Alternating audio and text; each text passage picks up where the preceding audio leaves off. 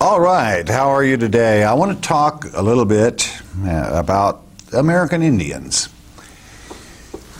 It is almost an insult in American history when we say Columbus discovered America in 1492, because it is obvious that the American Indian was already here. No one argues with that. And to say that they had not crossed from the so-called cradle of civilization is an insult to them. Or if I were an Indian, I would be insulted if I were treated as though I didn't exist.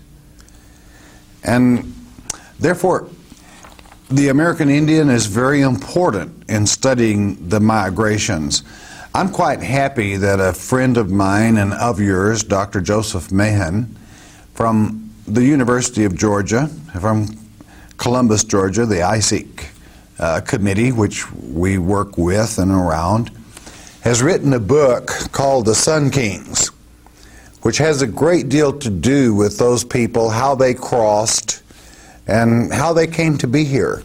And I think between it and another book he has written, The Secret, that we're beginning to find some really solid foundations.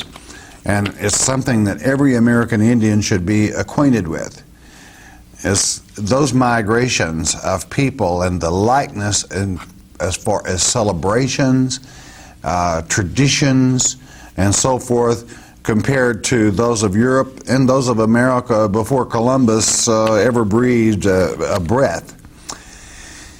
And the reason I'm saying this is I wanted you to know and understand why that many times in our travels through documentaries we will visit an Indian settlement. Within these Indian settlements we have found the Bat Creek Stone, which was translated from the Hebrew by yours truly. As far as I know, the only translation that is really accurate, because I don't know of any other Masoretic teacher and student that has read the stone or attempted to translate it. In perfect ancient Hebrew, stating, using the Masoretic footnote which locks in the truth, stating, "The Lion of the tribe of Judah, may the voice of God be the poker that draws these ministers of fire back to him."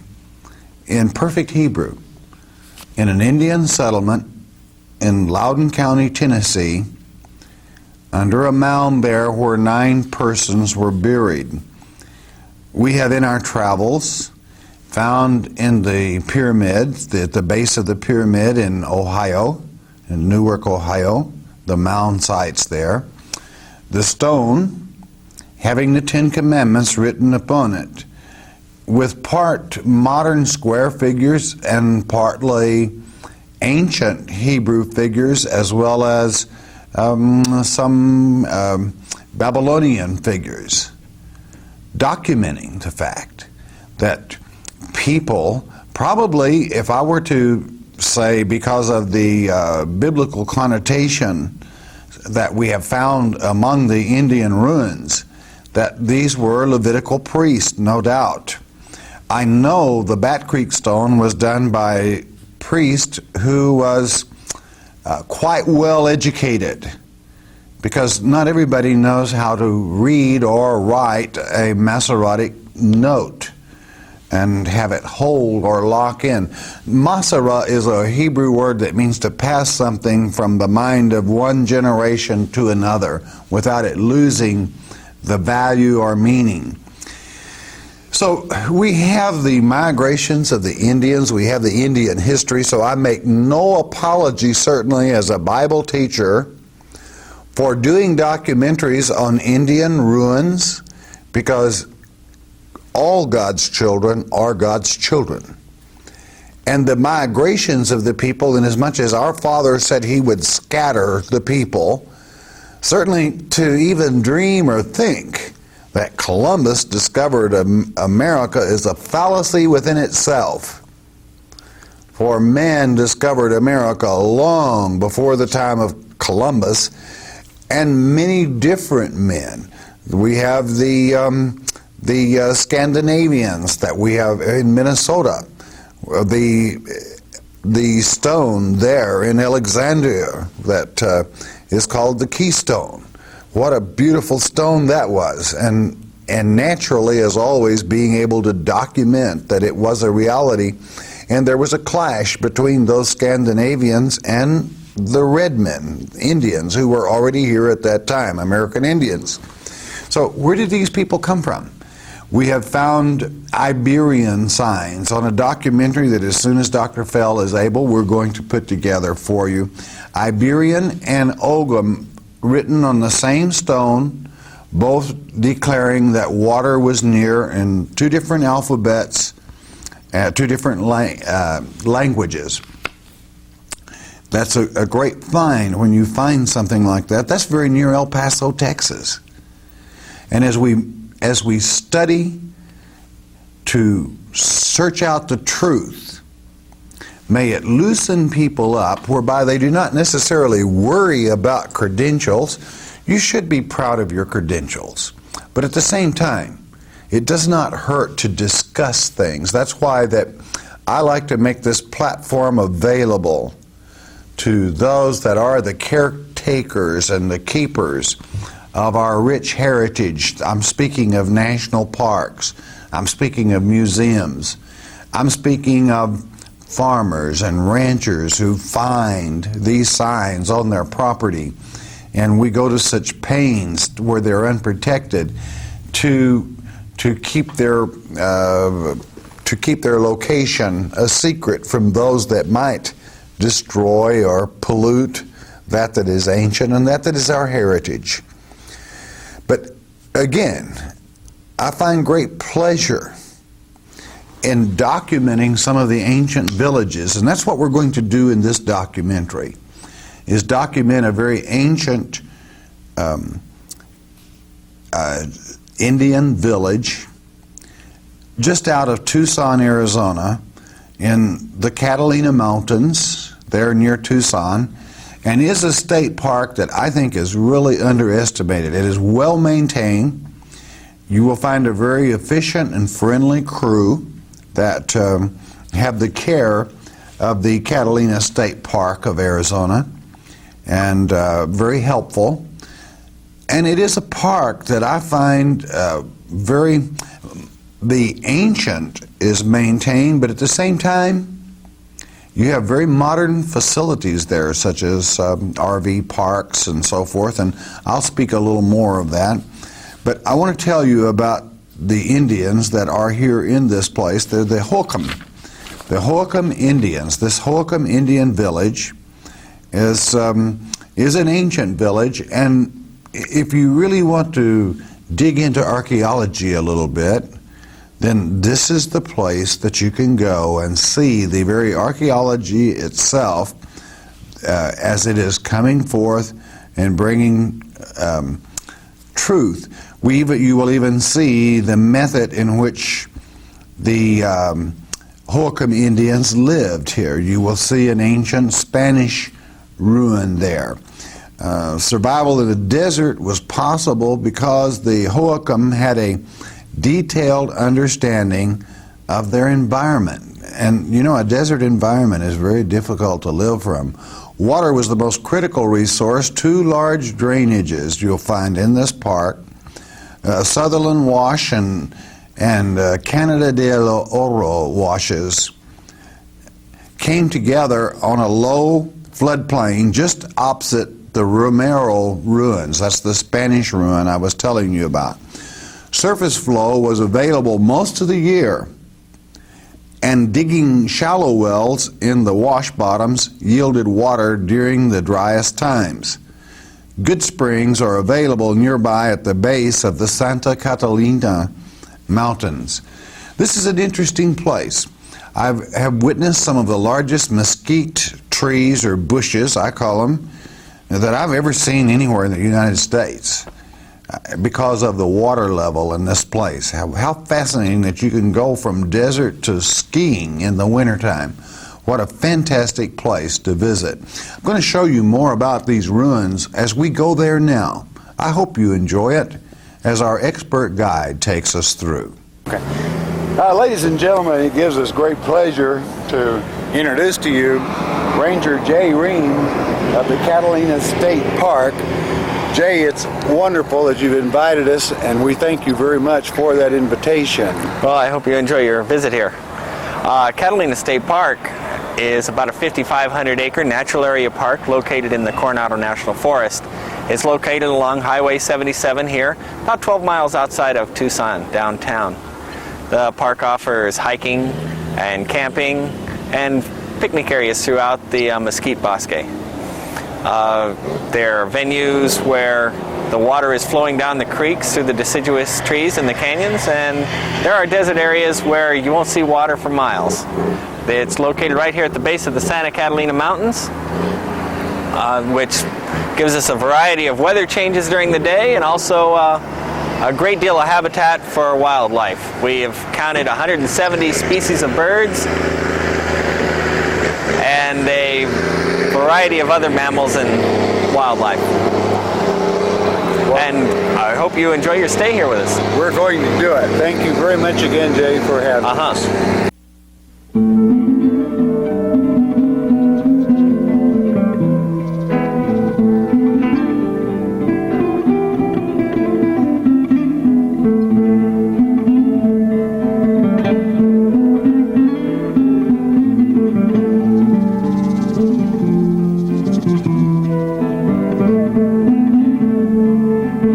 Background, if you will, on this trail. The Romero Ruin Trail began as a U.S. Forest Service project. They were looking for a place to spend some money that they had earmarked specifically for archaeological sites, and this was in 1989. Unfortunately, when you develop an archaeological site, after that point it needs to be monitored constantly. So they were looking for an area where they could spend the money, develop the site, stabilize it, interpret it, and yet still have it monitored. And Catalina State Park, being part of the Forest Service, or not part of the Forest Service, I should say, being located within the Coronado National Forest, was an ideal spot. So they did some initial excavations up here. They put in a trail and these steps going up the hill, and it kind of snowballed from then on. Last year, the Center for Desert Archaeology, a private non-profit organization here in Tucson, applied for a grant through our Heritage Fund, which is the state lottery fund, the fund that was set aside by voters to spend $20 million in wildlife protection, habitat protection, and parks and cultural resources. And so those lottery dollars came in, and the state parks matched it with some money, the Forest Service matched it with some money, and the Center for Desert Archaeology. So it was federal, state, and private. So it's a unique tripartite type of operation, which is very unusual for the three to work together so well. So that's how the trail was developed, and as you'll see as we go along the trail, that a lot of interesting things have been done. It is a subtle site. If you were to walk up there without the interpretive signs, there's a good chance that you would miss a lot of the features that are noted by the signs. And the signs were purchased also part of that group venture, and they're nice signs. They sure are.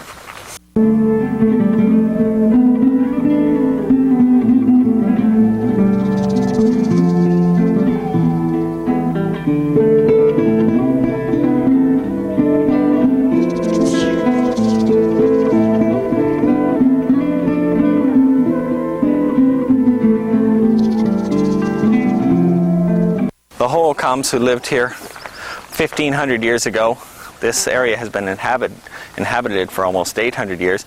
It is protected now forever, basically, as part of Catalina State Park and part of the Coronado National Forest. The Hohokam people chose their site well, in a very close proximity to water most of the year down here in the Cañada del Oro and Sutherland Wash. and a view that would fetch millions of dollars per acre right now as a foothills building area. So many of the foothills homes on the other slopes of this same mountain, the building lots go for a great deal of money, and so the Holcombs knew what they were doing when they were buying real estate. It was also lived here most recently by Francisco and Victoriana Romero. The couple lived here, they believe, in about the 1850s, as best we can tell. And they had agricultural fields down here in the flats, and they also had houses down here in the flats. But because of Apache raids, they would come and live up here in these stone houses that you'll see when we go down the trail. Great.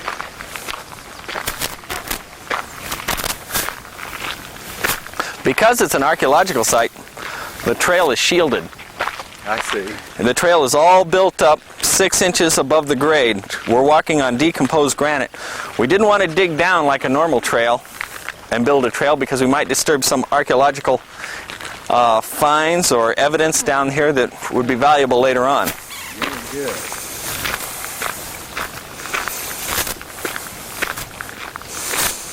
Gila woodpecker and the northern flicker are the only two birds that'll make holes like this and build their nest in the saguaro. Now, after the woodpecker and flicker move out, other animals will make their nest into the cactus, but they're the only two capable of landing on it sideways like that and continuing to peck a hole in it. Often after the cactus has died and dried up, all that's really left are the ribs and the scars from what these holes are made, and they're called saguaro boots. A lot of people decorate with them, but they are the homes of the Gila woodpecker. Like the birds and the animals that live around here now, the Holcombs were agriculturalists. They grew a lot of their own food, but in many ways you're standing in the middle of a grocery store.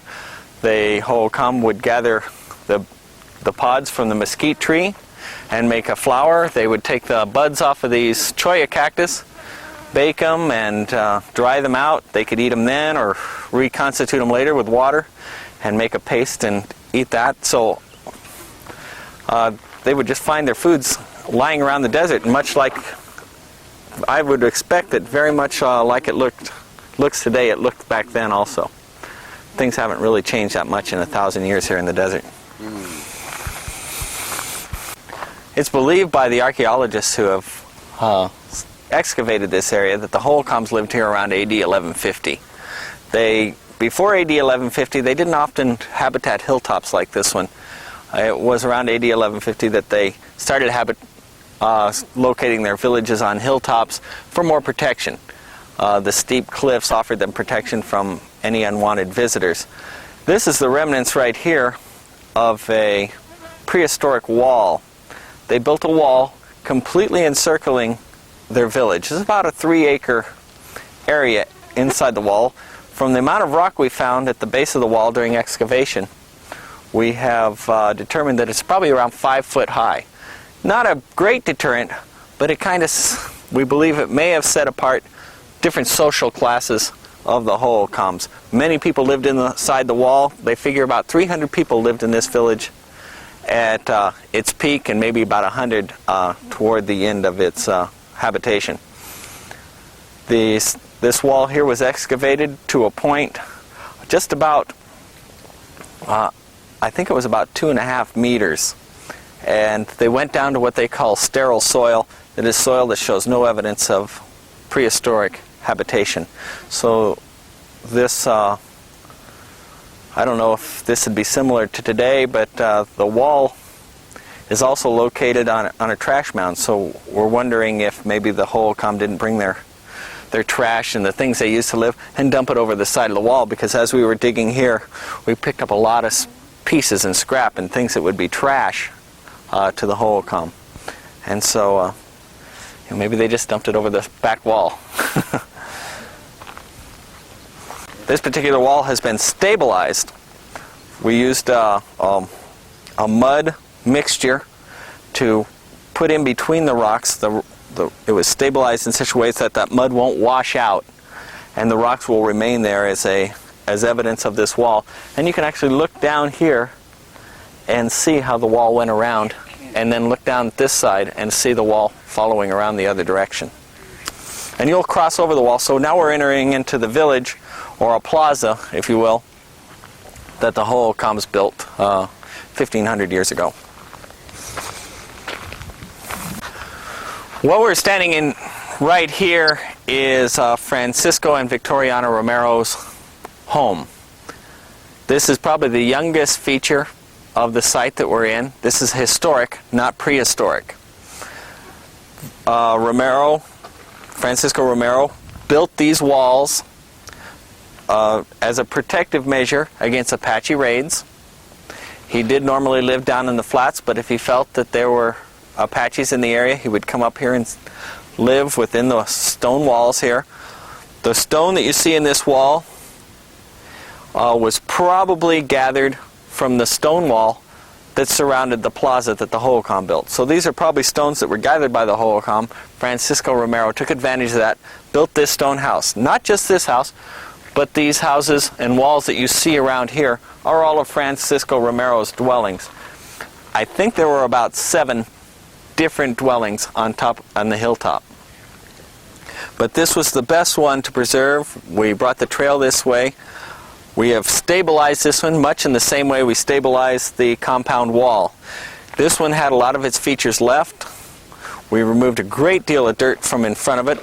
These walls had fallen outward and created mounds of rocks and dirt all the way around. So all that you really saw here was a mound. Archaeologists have cleared away the dirt, opened up the front door of the house, and in doing so, we discovered a fireplace that Francisco had built in the corner of this room. And it's my guess that that might have been at Victoriana's urging, because it gets very cold here in the desert in the winter as the cold air drifts down from these high mountains.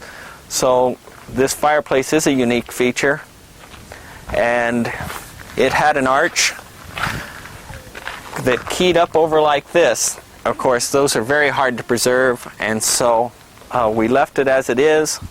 The flagstones are still in place from when Victoriana and Francisco placed them there in their fireplace. We have found evidence of pot hunting around here. Now, pot hunting is artifact collecting by people who are not trained in the collection of artifacts. They're doing it for profit. The prehistoric artifacts are very valuable in some markets by collectors, and people would come up here and dig. Another reason they would come up here and dig is there was a rumor going around in the early 1900s that this was the remnants of an old Spanish mission, and the Spanish were known for leaving treasures throughout their travels in the Southwest. So people came up here looking for gold.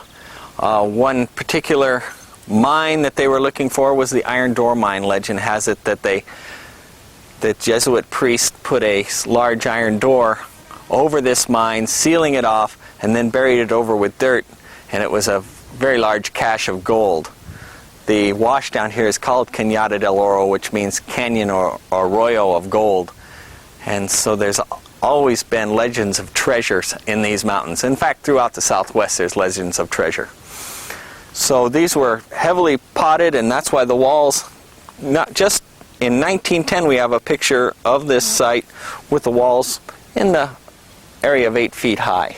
So these have been pushed down just those last 80, 90 years. And what you see here and throughout these sites are pottery shards. They're all over, many different kinds of pottery. The visitor, we would appreciate it if they did pick up pottery like this. They look at it, examine it, and put it back where they found it. The placement of pottery, as well as its look and the texture of it, and the paintings on the outside of it, tell a story to the archaeologists and to all of us about what life was like here and its actual placement in the soil. This strategic placement in the soil, layer upon layer, tells us how old it was and about what's going on. It does tell a story, its actual placement. So we do ask if you pick some up to place it back where you found it.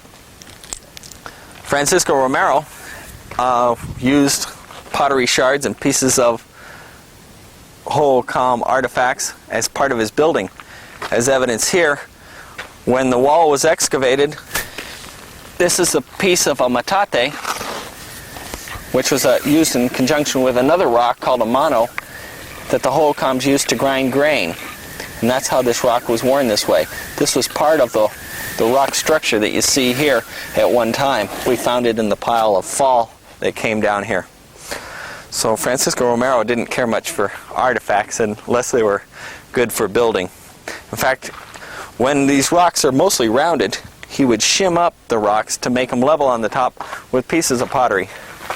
And he has used some of the Hohokam pottery here to decorate his fireplace. The pottery around here, everything is part of the thing. These are lithics. These rocks don't break like this normally. Around here you find rocks that are rounded, rocks that have flowed down the washes. If you find square and broken rocks like this, they have been worked in some way.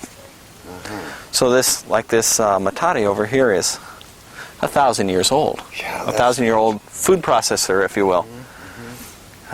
Many people have a food processor in their house, but if you can imagine if you brought a sack lunch today and how easy it was to make that bologna sandwich, if you had to go out, gather the beans off the mesquite tree, grind it into flour on the matate with a mono, make it into a little tortilla-like bread, and then go out and shoot yourself a bunny, make yourself some lunch meat, and pack that in a paper sack. I tell all the school kids that come out here, you guys got it pretty good, because the Hohokam children would have a lot to do just to take a sack lunch for a field trip. This is another room of Francisco Romero's house. Very much what we had when we dealt with this particular dwelling over here, the largest dwelling, looked much like this. Mounds of dirt and piles of rock like this. When we cleared the rock away, we discovered the remnants of the lower walls, and that's where we built from. We didn't really build. We just stabilized, as you will. The rocks were there. We just kind of put a little bit of mortar in between, mud mortar in between the rocks, so they'll be there 100 years from now as well. Otherwise, if you were to walk up on something like this, you would think that a farmer had just cleared his field of rocks and made a pile. This is a subtle site, and it needs interpretation for most people to see and understand what went on here. Still another nice view, too.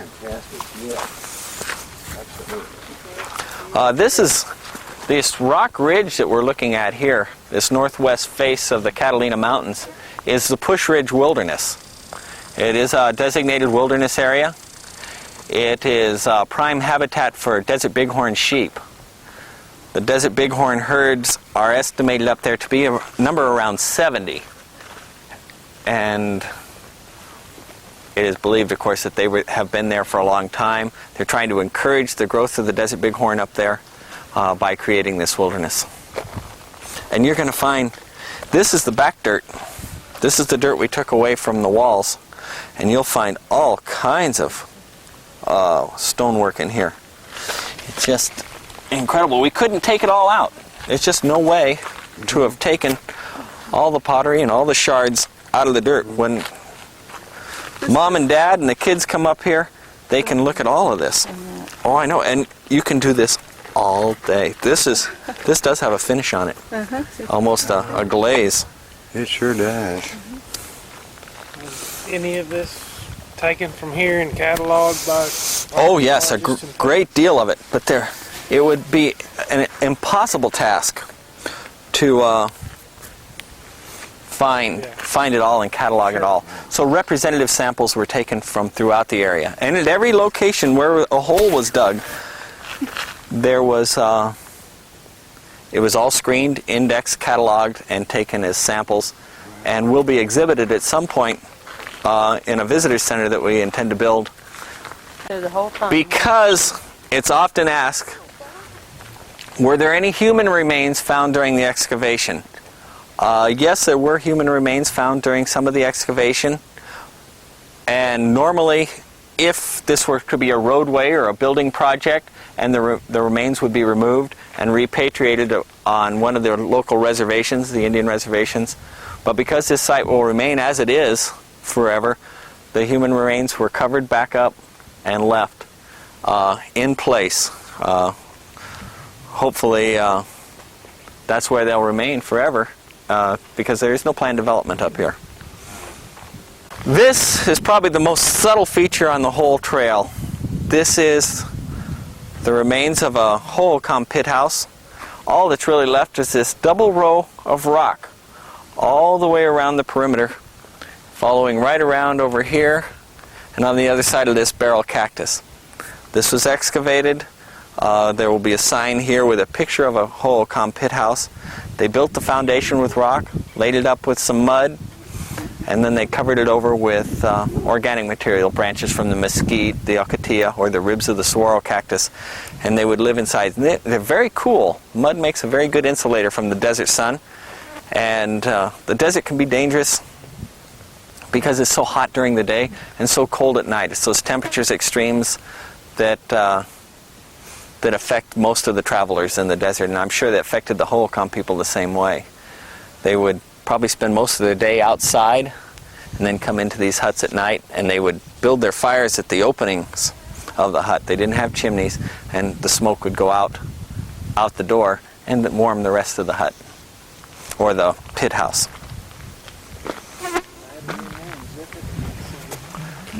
No real features were discovered during the excavation here. This was heavily pot hunted. We found pits and mounds throughout this little site that indicated that people had dug holes and tried to find artifacts. So we didn't expect to find too much, and that's exactly what we found. We have walked the entire width of the plaza. We're going to cross over the wall. This is the compound wall again on the back side. The construction here is very different from the construction out front, which leads you to believe that there was a couple of different construction supervisors on the job. This guy laid the stones in parallel lines and then used keystones to traverse the tops of the two stones, and then filled in the middle with smaller stones. The other guy laid the stones much like we lay bricks today. This guy used these traversing stones to stabilize the base of the rock. I've never saw them built like that.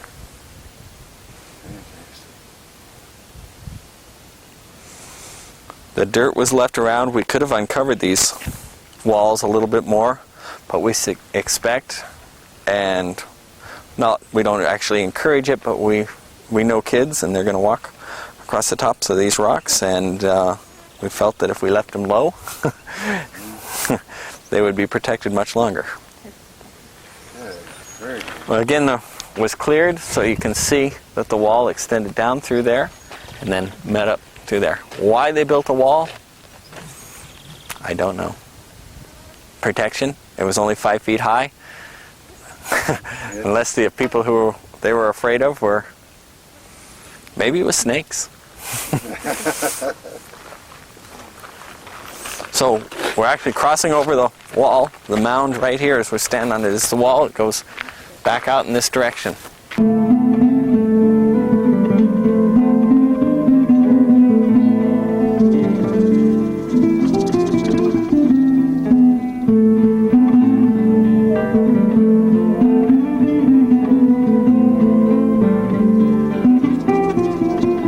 Bladder pot is what it's really called.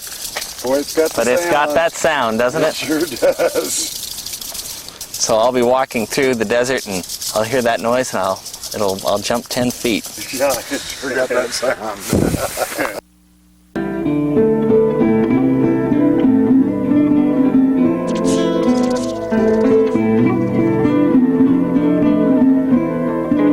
It's 1,000 years of trash piled up right here.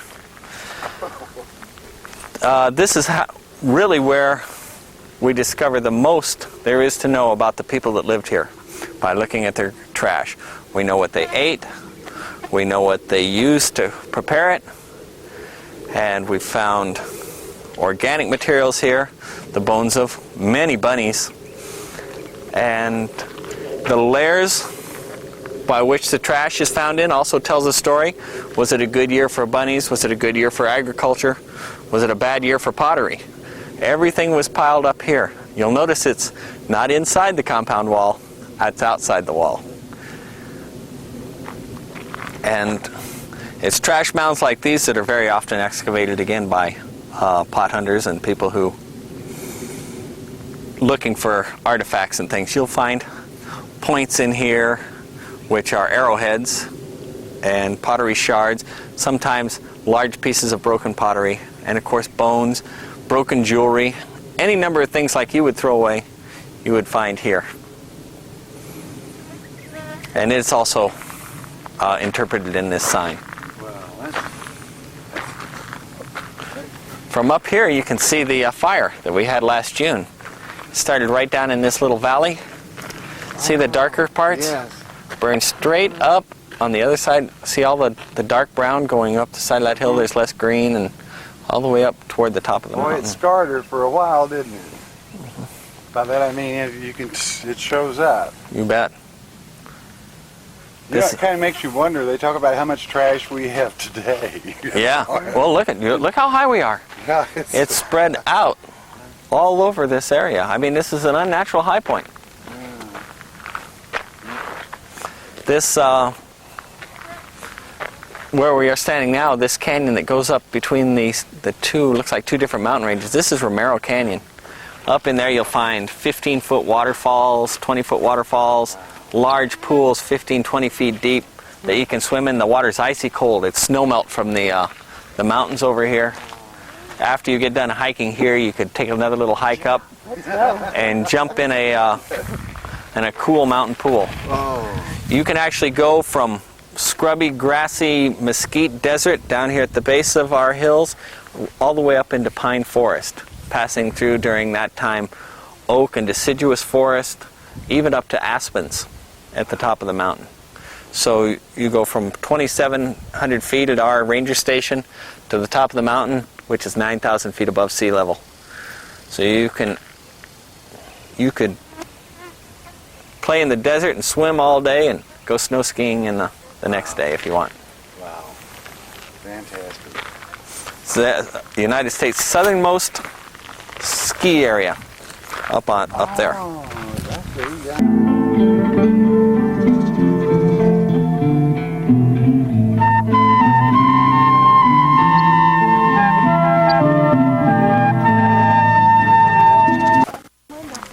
This area right here is sort of unnaturally lacking vegetation.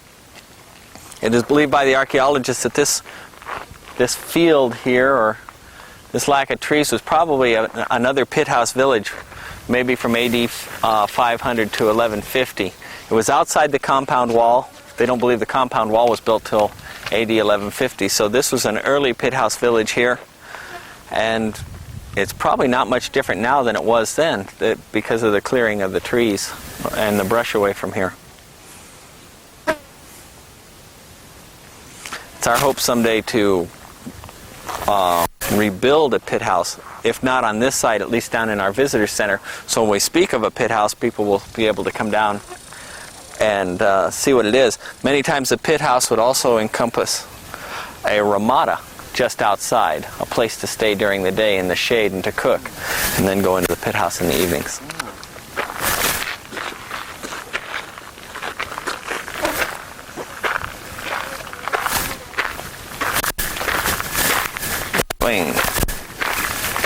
It's going to be a good year. There is a bedrock mortar here. Very small, grinding depression in this rock. Oh, a mortar right on top of it. You can almost picture a Hohokam woman sitting on the rock, or getting comfortable around this rock and maybe working some sort of herb or a medicine that might be ground in such a small little hole like this, maybe using an instrument much like this rock right here to grind it into a fine powder. Maybe just, like I say, maybe just an herb or maybe some sort of medicine that they might have used. Because the hole was so small, it couldn't really create a great quantity of food, so that would be my suspicion that this was used for. And they would take advantage of rocks like this. No one could walk off with it, that's for sure.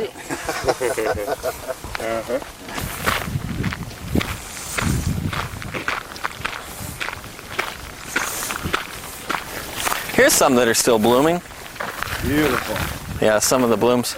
You can watch. If you stick like a pin in here, well, these might be a little bit used up. But they'll actually move and kind of close in. So if a bee or a fly or something went in there, the parts of the flower would curl up around it, kind of hold it in there until it got its pollen all over the top of it, and then it would eventually work its way out of there. And sometimes, yeah, you can see them move. You just kind of poke in there, and they'll actually close in around them. Yep. Yeah, this is the last couple of days for these flowers. I bet they're just beautiful when they're in full bloom. Now, and many of the flowers in the desert and many of the plants in the desert bloom at night. A lot of their pollination comes from bats. This is the last feature on the trail. And again, you can just, the sherds and the worked stone is just everywhere. The little pieces of stone and pottery is all over the area. This even looks like it might have started out to be a arrowhead at some time, and maybe the guy had a little slip of the cutting rock and discarded that piece. They would harvest a plant called the agave, which is a succulent type cactus out here, and they would need stone knives to cut the arms off the agave to get at the heart of it, and they would bake that heart and prepare it somehow and eat that part of the plant. But it's a very tough material, so they would have to make very sharp stone tools to cut into these agave. And none of it was wasted. The agave, the points of the agave are like a needle, and it's a very fibrous plant, and they would just leave the threads attached to that needle, and they would have an automatic sewing needle for sewing.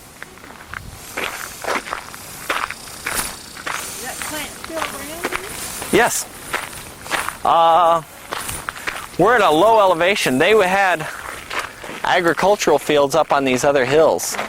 And they would move the rock, and they would make terraces on those hills and grow the agave up there. The agave likes a little higher elevation than this. This elevation right here would just suck the water out of them. And the retention of water... Aren't that into something? Oh, let's see. Yeah, not a bad one, though. Not a bad one. The retention of water is what makes this desert a desert. I mean, the lack of water is what makes the people of the desert and living in the desert so difficult or such a challenge. I've always got cactus in me. Oh, okay. You want. The Hohokam people's life was very difficult and very hard on them. Each year that they lived took its toll on them. In fact, there was a point where if they lived past that point, their life got a little bit better. They were expected to live longer, but they didn't. Their mortality rate was very young. They didn't live to a very old age. But it wasn't all work. This is a ball court, or believed to be a ball court. A lot of the large villages had a ball court like this. They played a game with a rubber ball, or a rubber-like ball. And we're not exactly sure how the game was played, whether it was put through a hoop, like basketball. And there has been speculation that the winners of the game were sacrificed, but they believe that is also untrue. It is not a true thing. They believe they played the game much like we play games now, for sport, for competition, for physical exercise, and just for the sheer doing something that doesn't mean work. And this ball court right here is about 80 feet long, and you can see it's an unnatural depression here. They have moved the dirt and the rocks all out of this area, and they would probably run teams back and forth across that ball court. This is the smaller of two ball courts on this site. There's a much larger ball court in the adjacent hills, But at this time, the trail doesn't go that far yet. Maybe on future trails it will. So the sign depicts that game, and it is a game that has been discovered at many sites here in Arizona, and also a similar game has been discovered in some of the ruins in Mexico, Aztec and Mayan type ruins. They played a similar game. The trail and steps we came up and are now going down were built by the Arizona Conservation Corps. It's also believed that this was the easiest route up and down this hill. So it's thought that this very route was used by the Hohokam people and Francisco Romero and his wife to ascend the hill to their homes also. The Arizona Conservation Corps was established not too long ago, about 3 years ago, to provide jobs for youths who need help building a resume and some job experience before they have to go out and into the real world, if you will, and find a job. It's hard to do it if you don't have any experience or resume, and so the Conservation Corps comes out, much like the old CCC, and builds trail like this in the parks. Hey, thank you very much for having us here as your guest, and what an exciting trail, and we want to thank you for that. I'm sure many of our viewers are going to want to make the same trail, and incidentally, we enjoyed this deep well water here after the trail. And Thank you. The shade doesn't hurt at all either. Right. And next time you'll remember to bring that canteen, won't you? You bet we will. All right, I hope you have enjoyed seeing and visiting this old village with us. Isn't it fascinating that you can learn a great deal about a people from their garbage dump? But truly, this is where you can put together much of the lifestyle. That's why we can be so sure of what they ate by the various animal bones that were left there. And so it will be recorded in this generation.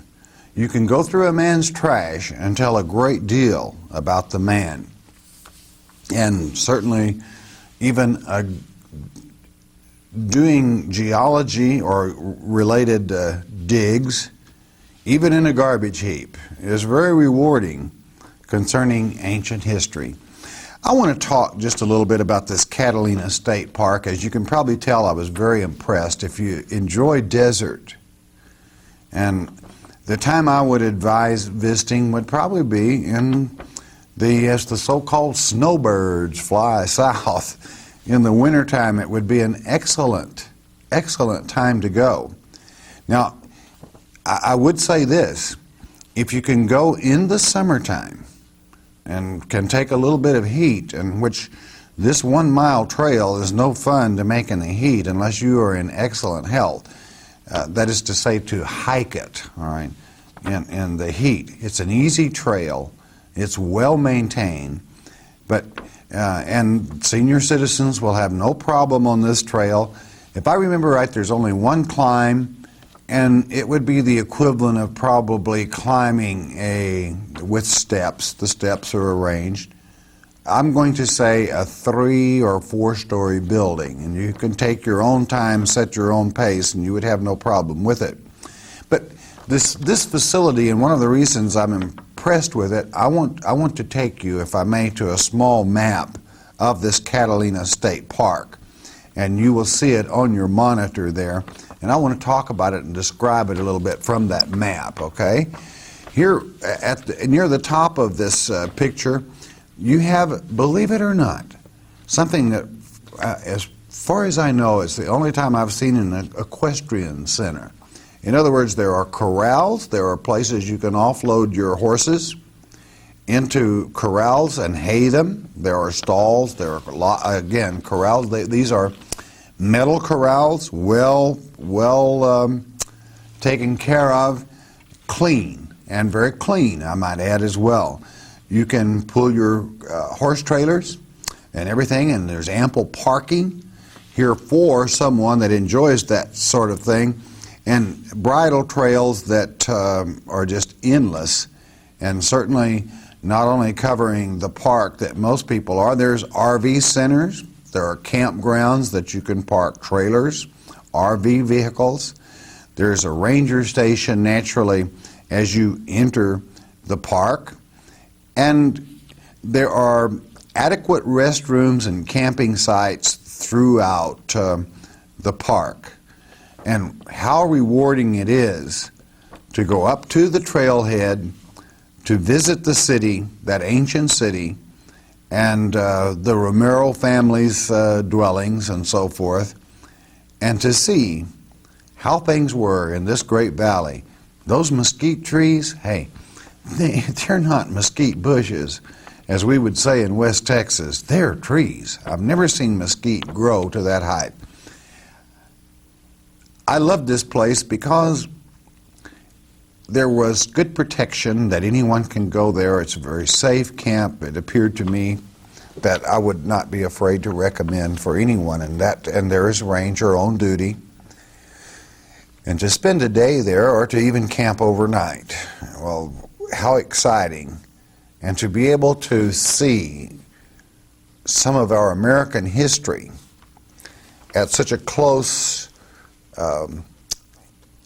almost hands-on, we'll say, for you, is something that if you travel by Tucson, if you get in that direction, don't pass up the Catalina State Park. Arizona, I must say, we've done documentaries from one or two of the state parks, and they're very capable, courteous, and polite. And certainly this in itself makes it almost a pleasure in visiting one of these parks. But to see the American Indian history that is related here. And of course, as you know, you're only a few miles from places that we have even found ancient artifacts from the Hebrews, ancient writings and so forth. These people were all citizens of this world as they migrated. But certainly, I hope you've enjoyed. And if you happen to be a person that enjoys investigating and discovering things by horseback, hey, this place is made for you. But don't let that pull anyone else off. That certainly, it is a wonderful place. They have their own well there and good, delicious water. You'll find taps in 2 or 3 different places within the park. But I would always advise you, if you are not familiar with the desert and you happen to go in the heat of the year, never go without a canteen.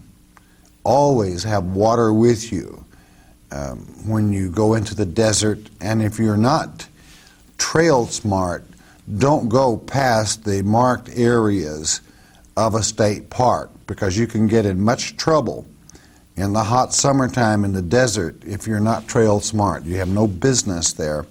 It can be very dangerous.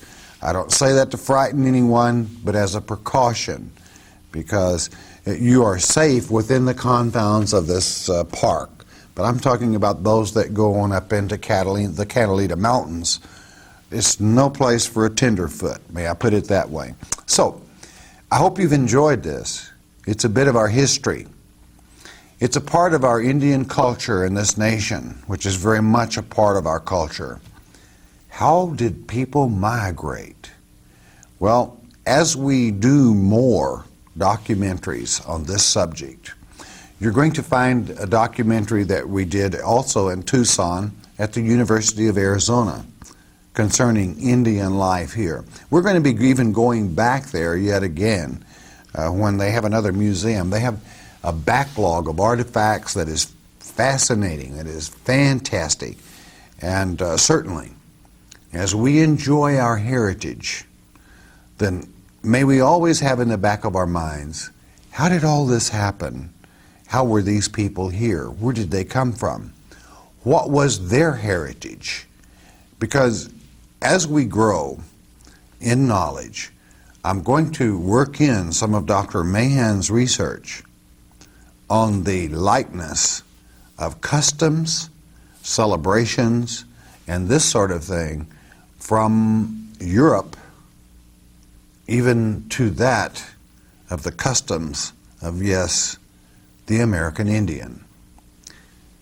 It is too bad that, and as being a Westerner myself, and having grown up in the times of Western movies where we had played cowboys and Indians, and certainly I don't regret any of that, but perhaps we have the wrong impression that they were called savages, but they were very intelligent. They lived in a place that many people could not live because they were smart, desert smart, mountain smart. They knew how to survive. They knew a great deal more than that, because the American Indian, in certain of their celebrations, and certainly I would never break confidence, use almost the sacred name, which is no accident. It's because of the migrations of people. We weave a fine web as we take our history and our heritage, and from the cradle of the world, God scattered all His children. I hope you've enjoyed this as much as we enjoyed doing it for you, being there. And don't miss the next documentary from the University of Arizona in conjunction with this. I know you'll enjoy it very much. So, God bless Tucson, and you were there.